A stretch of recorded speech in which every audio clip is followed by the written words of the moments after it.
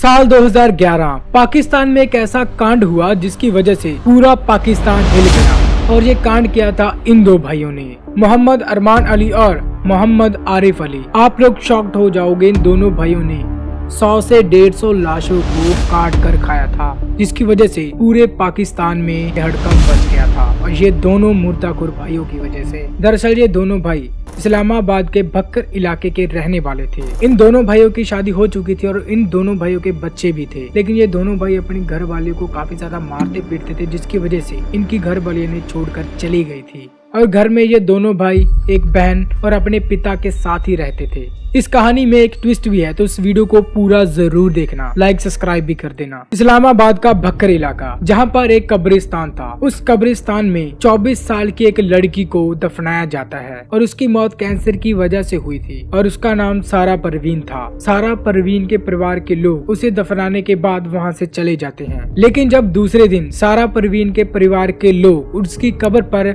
नमाज पढ़ने के लिए आते हैं तो वो लोग हैरान हो जाते हैं, क्योंकि सारा परवीन की डेड बॉडी उस कब्र से गायब थी। जिसके बाद उस डेड बॉडी के गायब होने की बात पूरे पाकिस्तान में जंगल की आग की तरह फैल जाती है और पुलिस प्रशासन के ऊपर भी काफी ज्यादा दबाव बनाया जाता है कि उसकी डेड बॉडी को ढूंढा जाए, क्योंकि कुछ ही टाइम पहले एक ऐसे शख्स को पाकिस्तान में अरेस्ट किया गया था जो कि कब्रिस्तान की डेड बॉडीज के साथ रेप करता था। कैसे दफन हो जाती थी, मगर असर में दफनाते थे ना मैयत, तो मगरिब को जो कब्र खोते थे अंदर जाते थे, वो गलत काम होता करते थे समझो।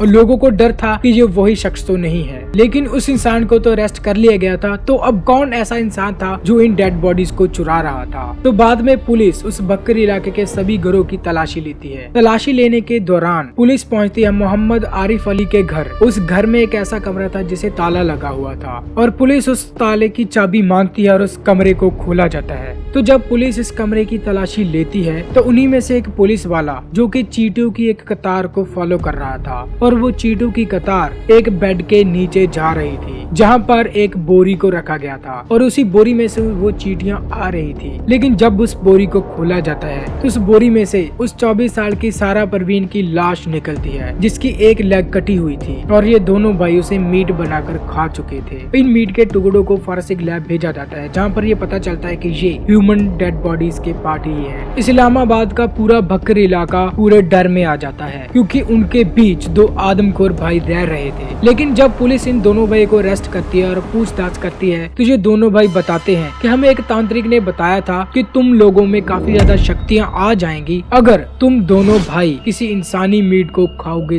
तो जब इन दोनों भाइयों को अदालत में पेश किया जाता है तो ऐसी कोई धारा बनी ही नहीं थी जिसके अंतर्गत इन दोनों भाइयों को सजा सुनाई जाए। लोगों के दबाव पर कोर्ट ने इन दोनों भाइयों को डेड बॉडी से छेड़छाड़ करने के जुर्म में 2 साल की सजा सुनाई। सजा सुनाने के 2 साल बाद इन दोनों भाइयों को छोड़ दिया जाता है और ये दोनों भाई नाम बदलकर किसी और शहर रहने लग जाते हैं। उसके बाद 1 साल तक इन दोनों भाइयों का कुछ भी पता नहीं चला। यहाँ आता है कहानी में एक और ट्विस्ट। इसके बाद अचानक पुलिस स्टेशन में एक कॉल आता है, जनाब हमारे एक पड़ोसी घर में काफी ज्यादा तेज बदबू आ रही है, आप लोग आकर एक बार चेक जरूर करें। तो पुलिस वहाँ पर पहुँचती है। जब पुलिस उस घर में पहुँचती है तो उस घर में ताला लगा हुआ होता है, लेकिन जब उस ताले को खोला जाता है तो उस कमरे के बीचों बीच एक बच्चे का कटा सर मिलता है। दरअसल कुछ ही टाइम पहले जहाँ पर ये दोनों भाई रहते थे उसी इलाके में एक बच्चे की मौत हो जाती है और उसे कब्रिस्तान में दफना दिया जाता है और ये दोनों भाई उस बच्चे की डेड बॉडी को लेकर आते हैं, उस पर डेड बॉडी को काटते हैं और